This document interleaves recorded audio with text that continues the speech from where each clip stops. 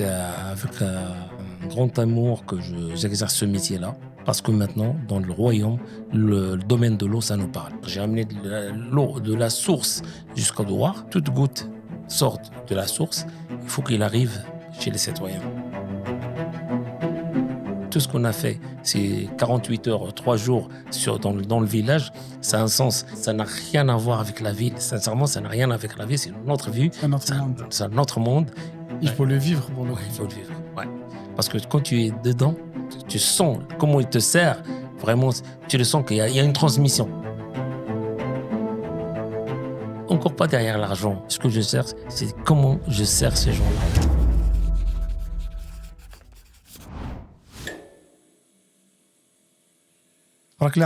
C'est Mohsin, merci pour ton temps, Merci. ta présence. C'est un honneur pour moi de pouvoir te recevoir un podcast après le voyage qu'on vient de vivre. Tu peux nous parler un petit peu de toi, Mohsin, pour ceux qui ne nous connaissent pas, qui nous regardent à la caméra? Donc, merci déjà pour l'invitation. Et ça fait un grand plaisir de participer dans ces événements et aussi d'être avec vous ici. Donc, moi, je suis M. Lamzani Mohsin. Je suis gérant d'une société, c'est la société Brunet. Donc, et ça fait maintenant 17 ans que je suis avec eux. Et j'ai ma carrière dans le domaine de l'eau, ça fait à peu près 37 ans. Donc, c'est avec un grand amour que j'exerce ce métier-là et un grand plaisir de travailler dans ce domaine-là. Parce que maintenant, dans le royaume, le domaine de l'eau, ça nous parle. Et ça fait plaisir de participer et essayer de préserver ce domaine qui est, pour nous, c'est un truc qui est riche et c'est un truc qui est utile dans notre vie. Indispensable. Indispensable. Je dirais. Nous, de par les projets qu'on a toujours menés, on a toujours eu le souci de l'eau. Mais c'est vrai que ce regard-là, très technique que vous avez, ça a été pour nous très riche, très enrichissant, parce qu'en fait, on le découvre clairement.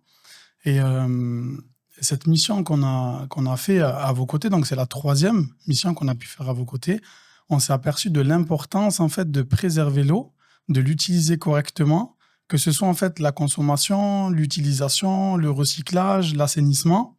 Et ça nous a quand même réconforté dans l'idée de travailler en ce sens sur la professionnalisation de l'action.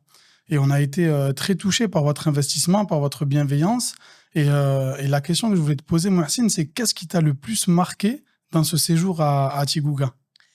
D'abord, puisque tu as parlé d'un sujet qui est très important, pour aboutir à un travail bien fait et à un travail bien dirigé, d'abord, il faut faire des diagnostics. Il faut diagnostiquer d'abord les problèmes et tout ça.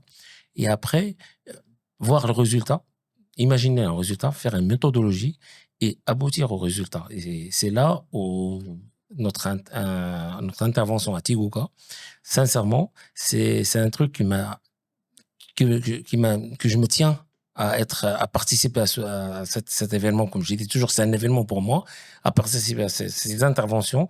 Ça fait la 2e fois, moi, l'équipe, ça fait 3e fois, moi, ça fait la 2e fois que j'interviens.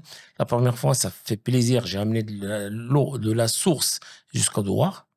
Et quand tu vois le robinet coule dans le Douar et enlever un peu de la peine aux gens, les habitants, bah, il n'a pas de prix. Et deuxième mission, la première, j'ai déjà informé les gens pour réduire les fuites, parce que c'est de la perte, et c'est de la perte. Toute goutte sort de la source, il faut qu'il arrive chez les citoyens. Et toute goutte perdue, c'est de la perte qui ne sera pas alimentée, et qu'un autre, il n'y aura pas d'eau. Donc ça, déjà, quand on instaure ça, et que les gens comprennent ça, c'est déjà, on est très avancé dans l'exécution de nos travaux. La deuxième chose, c'est que la deuxième mission, c'est que lorsqu'on est arrivé, on est confronté par un deuxième problème. Ça veut dire que la source, elle est insuffisante, ou bien il a été mal accompagné. C'est-à-dire, les gens, ils font pas les entretiens. Les gens, je crois qu'il y a un malentendu avec les membres du village, et ou bien qui n'est pas d'accord avec ce qu'ils font l'association, eh ben, ça casse un peu le déroulement ou le fonctionnement de l'eau. Le fonctionnement, c'est-à-dire que l'eau, il n'y arrive pas beaucoup à devoir et les gens, ils étaient alimentés uniquement 2 heures, 3 heures. Et on sait très bien que l'eau, il est primordial dans la vie de l'homme, ou d'une famille. Donc là, moi, on a utilisé les moyens, c'est-à-dire les sources qui existent maintenant. Il y a un puits. Le puits, donc lorsqu'on a fait une détection, on a constaté que les panneaux solaires ne sont pas nettoyés. Depuis qu'il a été posé par une société, ils n'ont jamais été nettoyés, et jamais entretenus. De même chose que la pompe de puits. Et là, c'est parmi les diagnostics, on a commencé à nettoyer, mais le problème, c'est que la formation, il n'a pas passé aux gens de village. On a essayé, en même temps, on travaille, mais on forme. On explique ce qu'on fait. C'est très important. Parce que nous, on est présent pour 48 heures, même une semaine, 4 jours. Mais c'est insuffisant parce que c'est la continuité qui fait vivre ce qu'on a fait. C'est la continuation qui fait que le travail qu'on a fait continue dans le développement. Perdure dans le temps. Voilà. Et soit un peu.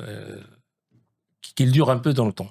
Et c'est là où on a commencé par le dernier ce qu'on a fait. On a commencé à d'abord faire l'étanchéité de la cuve qu'on a trouvé qui était fait un truc traditionnel, donc c'est normal parce qu'il faut une certaine technique, il faut une certaine connaissance. On a constaté qu'il y a des fuites, que le radier n'est pas étanche, les voiles de secours, on les a étanchés. Donc, juste pour contextualiser, pour ceux qui nous regardent, quand on parle du fait que la cuve n'est pas étanche, c'est-à-dire que la cuve qui conserve l'eau, il y a de la déperdition, ce qui fait qu'en fait, l'eau, elle est gaspillée en réalité. Voilà. Ce qui engendre par la suite un manque d'eau pour les bénéficiaires. Exactement. Mais déjà ça, donc l'eau qu'on reçoit, on la stocke mal. Voilà, on stocke mal et on le distribue presque coup, pas. Ouais. On perd la moitié, presque. Donc du coup, on a fait l'attention avec des produits spéciaux. Donc ça a été bien passé. Donc après le diagnostic qu'on a fait, et après on a commencé à remplir la cuve pour voir aussi l'étanchéité. Est-ce que le travail qu'on a fait, il est abouti, ou bien il faut encore faire d'autres techniques. Mais ça, alhamdoulilah, tout va bien. Après, on a commencé la distribution. Mais là, lorsqu'on a commencé la distribution, je peux te dire que parce que les branchements, chacun fait les branchements comme il peut et qu'il le souhaite, et avec les moyens qu'elle a, on sait très bien qu'il y a un manque de moyens, donc on a trouvé de tout.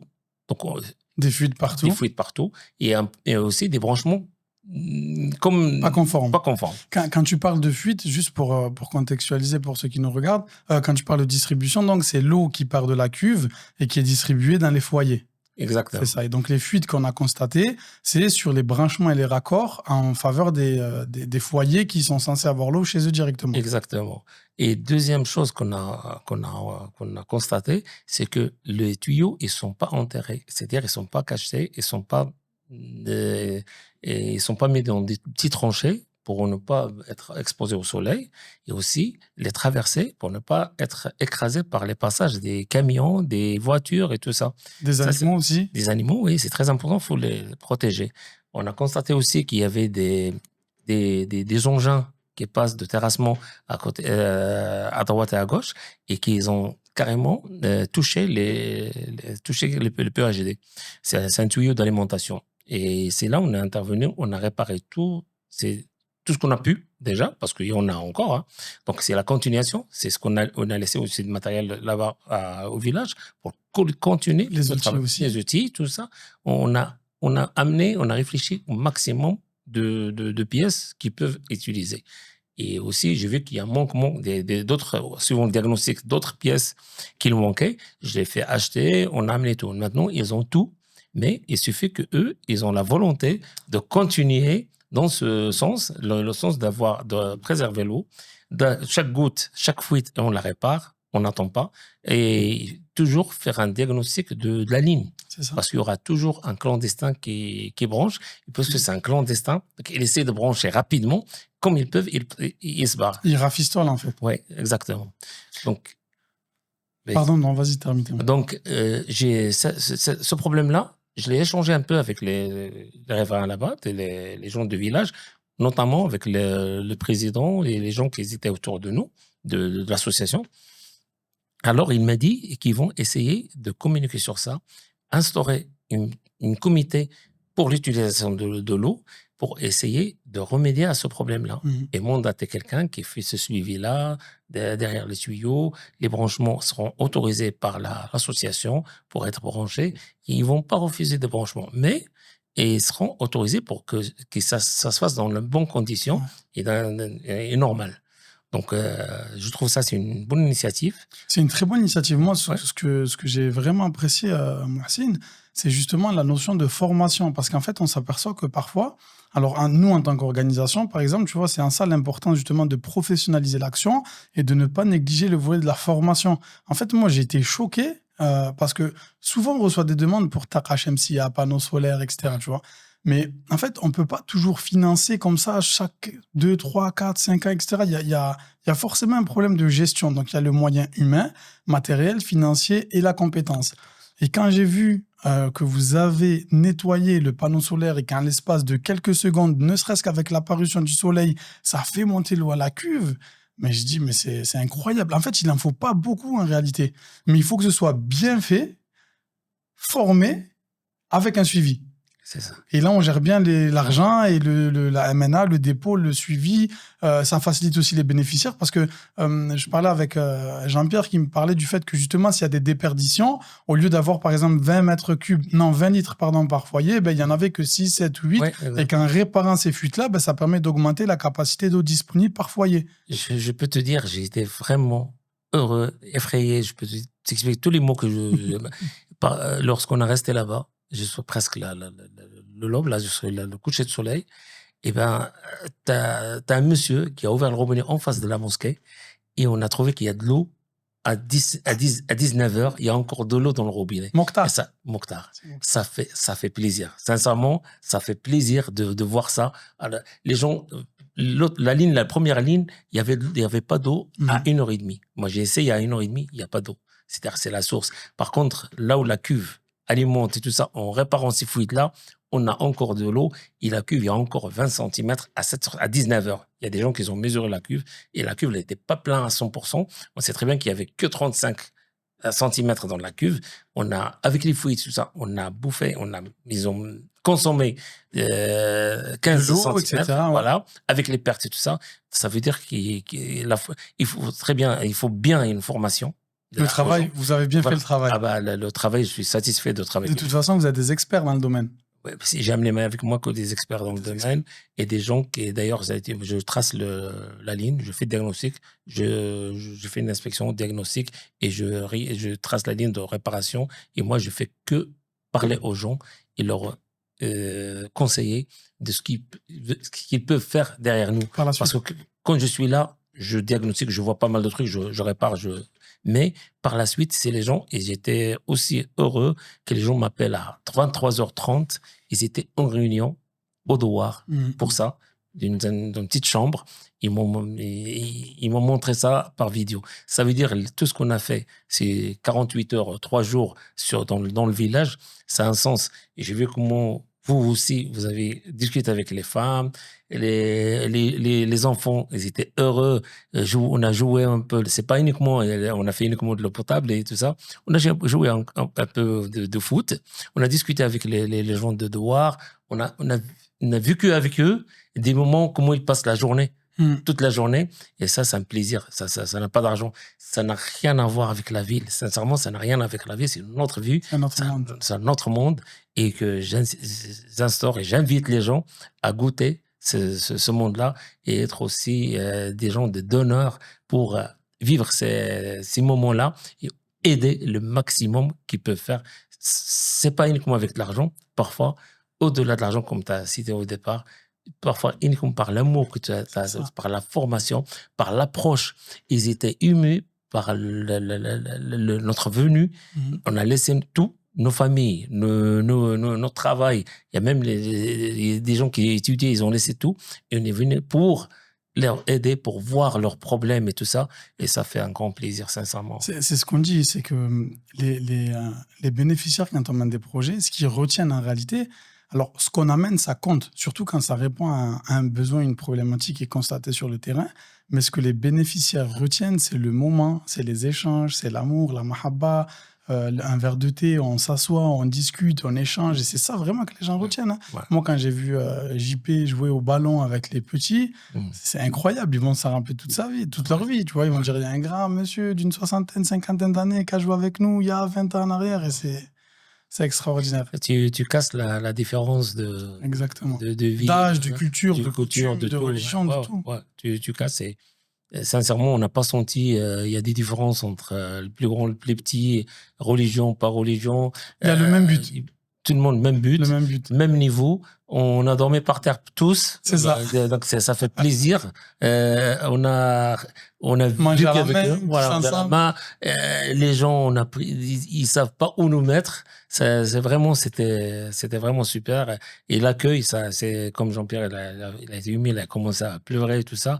Bah, moi aussi, ça m'a touché au fond. L'accueil, les gens, ils t'accueillent malgré avec ce qu'ils ont ou pas, machin, ils t'accueillent avec un sourire. Et ils étaient très contents de nous voir aussi. Quand tu dis au revoir, tu le sens, ça sort de l'intérieur. Les gens qui t'embrassent, qui te prennent pas avec les deux mains. Ça, je crois que les gens ne le voient pas, mais il n'y a pas de valeur. Ça touche à l'intérieur, sincèrement. Même ça, on peut pas le transmettre derrière les images. Il faut le vivre pour le coup. Il faut le vivre. Ouais. Parce que quand tu es dedans, c'est là où tu vas sentir. Même tu parles, même maintenant je transmets le machin, mais quand tu es dedans et tu sens comment il te sert, vraiment, tu le sens qu'il y a une transmission de l'intérieur que c'est fait. Et ça, c'est vraiment, il a pas de valeur, il a pas d'argent, il a pas de, les mots, ça s'achète pas. Ça s'achète pas. Voilà. Tu te sens humainement concerné, Mohsin? Ouais. Vraiment, ça m'a touché, surtout la deuxième mission là, où il y a tout le monde là, ça m'a vraiment, vraiment, vraiment touché et j'ai pas arrêté quand j'appelle ma femme et mon fils, j'ai pas arrêté de leur parler de ce qu'on a fait. Et d'ailleurs, ils m'encouragent à poursuivre et faire les dons et tout ça. Moi, sincèrement, je sors pas beaucoup, même l'entreprise, j'ai dit, bon, je voyage pas, mais regarde j'ai pas senti les kilométrages qu'on a fait. Alors, c'est quelqu'un qui voyage pas parce qu'il a la maladie que j'ai. Je voyage pas. Mais sincèrement, j'ai un courage. Tu peux pas imaginer le courage que j'ai pour participer et pour faire quelque chose pour ces gens-là. On a besoin de toi en tout cas encore, Mohsin. Il n'y a pas de problème, celui-là, et sincèrement, avec un grand plaisir. Et qu'est-ce qui t'a le plus ému? Donc, tout à l'heure, on a parlé de ce qui t'a touché. Maintenant, d'un point de vue émotionnel, c'est quoi qui t'a le plus ému? Bah, ce qui m'a plus ému, sincèrement, c'est vous. C'est votre association. Et regarde ce que tu fais. Et d'ailleurs, on a vécu des moments. Ce que on fait. Mais moi, sincèrement, j'ai dit toi parce que j'ai vu ce que c'est pas uniquement au Maroc. Les moments qu'on a restés, on a partagé pas mal de trucs. Sincèrement, le courage que tu m'as encouragé de l'énergie pour essayer de participer et de faire encore plus. Et c'est vraiment touchant parce que on court pas derrière l'argent. On cherche pas d'être élu, d'être dans un poste un peu plus haut, aller voir les supérieurs et tout ça. Ce que je cherche, c'est comment je sers ces gens-là. Comment je tends la main et il y a un retour et comment je trouve les moyens à ces gens-là qui manquent. Je suis complémentaire. C'est-à-dire, je complète ce que ces gens-là, ils n'ont pas. Et je sais très bien, il y a pas mal de trucs qui ont été faits, mais il y a une complémentarité pour faciliter la vie à ces gens-là, pour donner la vie quotidienne, mais vraiment à toute la famille. Je vois qu'on a parlé hier, un papa qui a reçu un peu le remplacement de sa maison là, qui a été effondrée dans le tremblement de terre. Il y avait le fils qui m'a marié avec ses enfants. Il peut pas vivre. On sait très bien ça. Mais en réfléchissant à ça, c'est-à-dire, je réfléchis pas uniquement à moi, je réfléchis aux autres. Et comment amener de la vie, comme on l'a dit, une autre vie aux autres pour vivre bien. Et demain, c'est ce couple-là, il aura des enfants. Et c'est nos enfants de demain. C'est la relève. Voilà, c'est la relève. Exactement. Et comment tu définirais, Mohsin, tu vois, tout le séjour qu'on a vécu, donc Tigouga, Tissel, le foot, etc., tous ces moments-là, si tu devais le définir en un mot, ce serait quoi? C'est amour. Amour. Il n'y a pas que plus que l'amour. C'est un amour et c'est le mot qui réunit tout le monde. Merci Mohsen pour Merci. ton temps De et rien. au plaisir de te revoir très vite à Mission à nos côtés. Barakallahu, ça fait un grand plaisir, ça je l'ai dit, je le répète toujours, d'être parmi vous. Et je te remercie aussi. Et je te souhaite bonne continuation. Merci beaucoup. Allah يعاونكم. Plaisir partagé. Merci. Merci. Merci beaucoup.